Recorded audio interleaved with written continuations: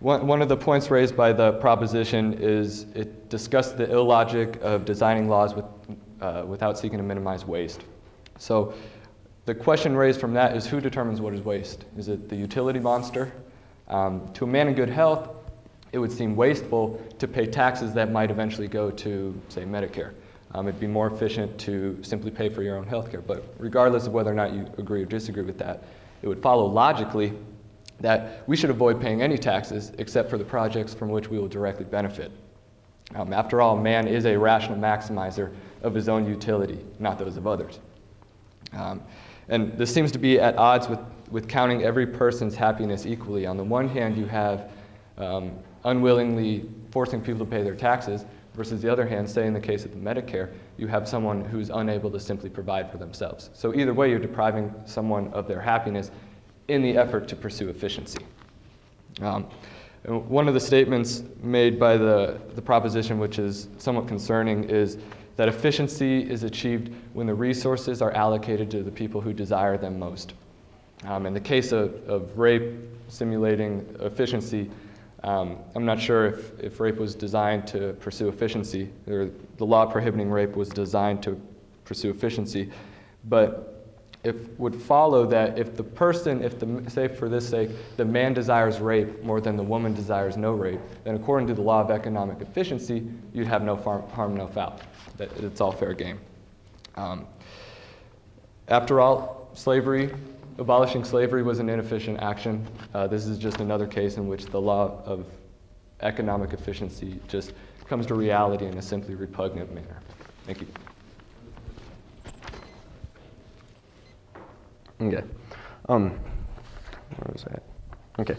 We agree that some things, such as the value of someone's chastity, have dignity, and that other things, such as a gift from someone's grandparent, has a sort of sentimental or special value.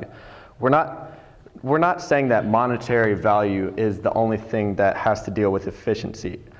Money is used as a unit for economic analysis just because it's the ease of its use. Other things such as utility can be used just as well, such as in the case of someone's chastity, which most girls would prefer to have that sometimes. Also, you were talked about how residents have a greater right to clean air rather than that of the factory.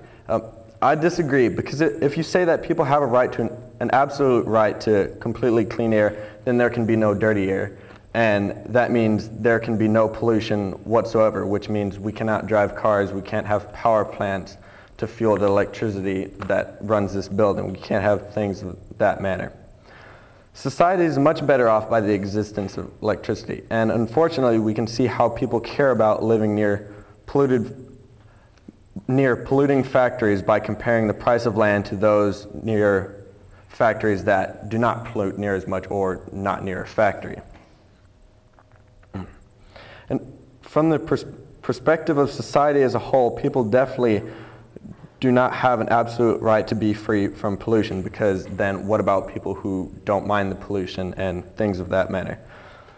Fortunately, if lawmakers act in the efficient manner, which we argue they should, then people who suffer from the pollution that is a necessary byproduct of extracting and producing electricity, and they will suffer as little as possible. We think that society would be better off in a way that allocating pollution and people's utility would be equal. That's all.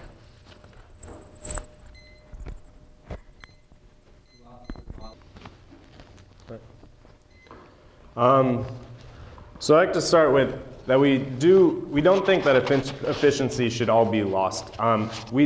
What we'd like to make a distinction between how some things can be weighed in terms of morals and some can be weighed in terms of efficiency.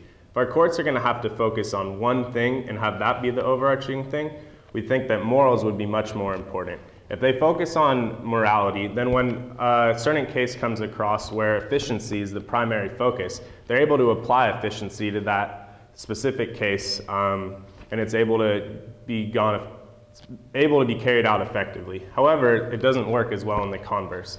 If efficiency is the primary goal, then that must be applied at all costs. And even if morals come into the case, they need to be thrown to the wind because efficiency is all that's going to be sought after. Morals a lot of times won't align with efficiency, and by ruling in another way, it creates a lot of problems in the courts as they're going to rule differently on different cases, and this will lead to more unrest in the community and ultimately a greater loss of efficiency. Also, we think that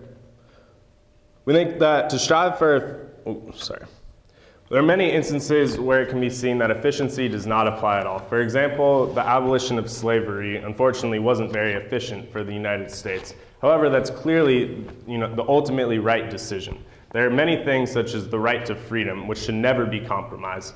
Efficiency never is going to be more important than that as a nation, and it's important that our courts always focus on allowing citizens to fully have all of their rights. Opposition stated that they feel efficiency is going to help ensure that citizens live safer, healthier, happier, and more prosperous lives. However, I feel this is incorrect. The efficiency focuses on the general state of the nation and the general efficiency of the nation, while throwing the rights of specific citizens to the wind in the hopes of the nation as a whole. However, I feel as a citizen of a nation that I would much rather have my personal rights be upheld and my personal safety be upheld by our courts, and have some efficiency be lost in the general scope of our nation. That's it.